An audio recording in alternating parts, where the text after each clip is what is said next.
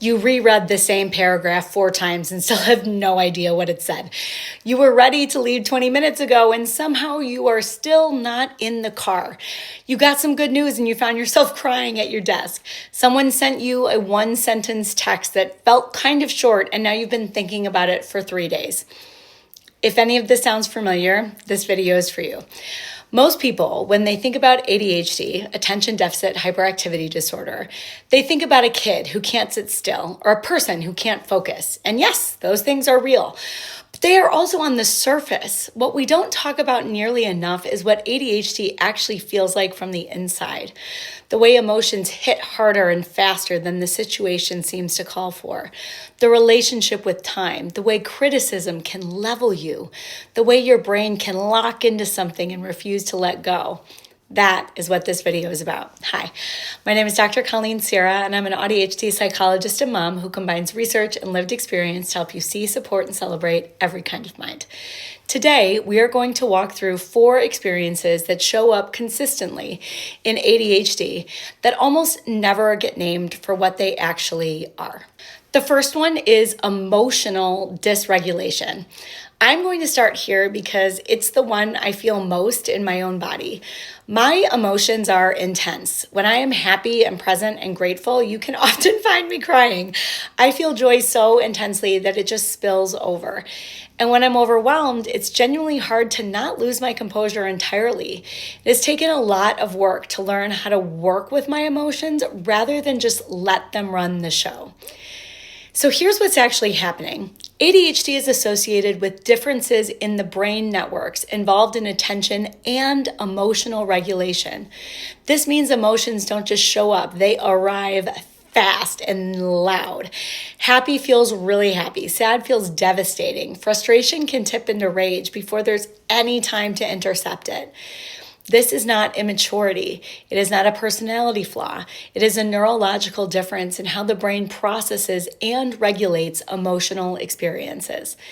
The problem is that when it looks like a tantrum or an overreaction from the outside, that's exactly how it gets labeled. And those labels stick. Dramatic, sensitive, too much. People with ADHD often carry years of shame around their emotional responses without ever understanding where those responses come from. Understanding that emotional dysregulation is a well-supported and commonly experienced feature of ADHD does not make it go away, but it does change the story. You are not broken. Your nervous system is working in a way that just requires different tools. The second one is time blindness. So you know the saying, time flies when you're having fun. This is true for most people, right? For people with ADHD though, that fluctuation is just so much more extreme. I know exactly what time we need to leave. I can be fully aware of the clock and then I can get distracted for what feels like 30 seconds and realize that 30 minutes have gone by.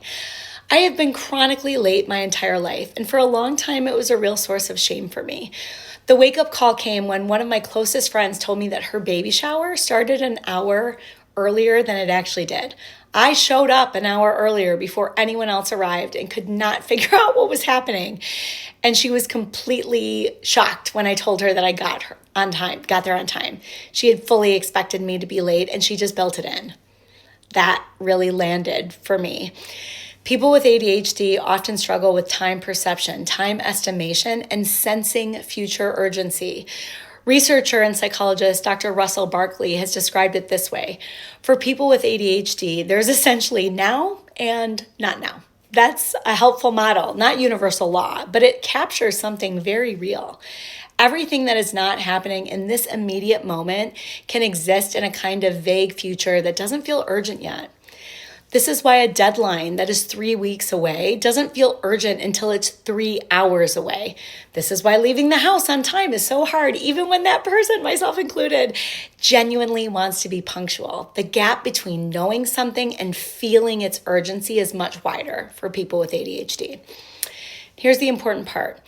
This is a perception difference, not a motivational problem. Calling someone with ADHD lazy or inconsiderate because they're chronically late fundamentally misunderstands what is actually happening. Their brain is not registering time the same way that a neurotypical person's is. The third one we're talking about is rejection sensitivity. This is something that I navigate constantly. As a content creator with a decent sized platform, every hateful comment used to cut so deep, and not in a passing way, in a way that could easily derail my whole day. So I've needed to build real systems around it just to keep showing up on social media.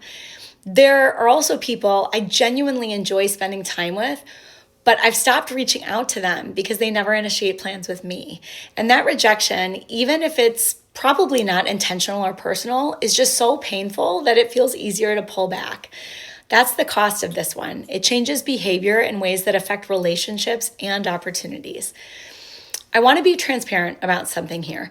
Rejection sensitivity is one of the most commonly reported life experiences among people with ADHD, but it is not yet formally standardized diagnostic criteria. And in fact, the research is still mixed and developing. So when I name it, I'm naming it as a widely observed pattern that shows up consistently in ADHD people, but it's not settled as a scientific fact. But with that said, it is real, it is significant, and it deserves to be understood. So what rejection sensitivity looks like in practice is that it's an emotional response to perceived criticism, failure, or rejection that feels really intense, arrives fast, and often before there's any time to think through it. So a really short text, a canceled plan, a critical comment, a look that might mean nothing, but the person reacts in a big way. People with ADHD often avoid situations where rejection is possible. They stop trying. They pull back from relationships. They don't submit the application. They don't try out for the team. They don't send the message. Not because they don't care, but because the pain of rejection feels unbearable. This is one of the most invisible ways that ADHD shapes a life. Okay, the fourth and final one that we're going to talk about is hyperfocus. I hit hyperfocus at least once a day during the work week. And at first, it genuinely feels really incredible. I'm productive, I'm creative, I'm locked in. It kind of feels like a high. Time disappears, but in the best possible way. The problem is I don't stop when I should. My brain and my body might be done, but unlocking from the task feels almost impossible. And at that point, it stops feeling good and it starts becoming stressful. I'm pushing past what my nervous system can actually handle, and the transition out of it is really difficult. Hyperfocus is one of the most misunderstood parts of ADHD because it seems to contradict the whole thing. How can someone who can't pay attention in a meeting spend 6 hours completely absorbed in a project without looking up once, right? Like, how does that work? The answer is that ADHD involves differences in attention regulation rather than a simple lack of attention. People with ADHD may struggle to direct attention where it is needed on demand. But when something is interesting, novel, or emotionally meaningful, attention can go in the other direction entirely, locking in with an intensity that is hard to interrupt.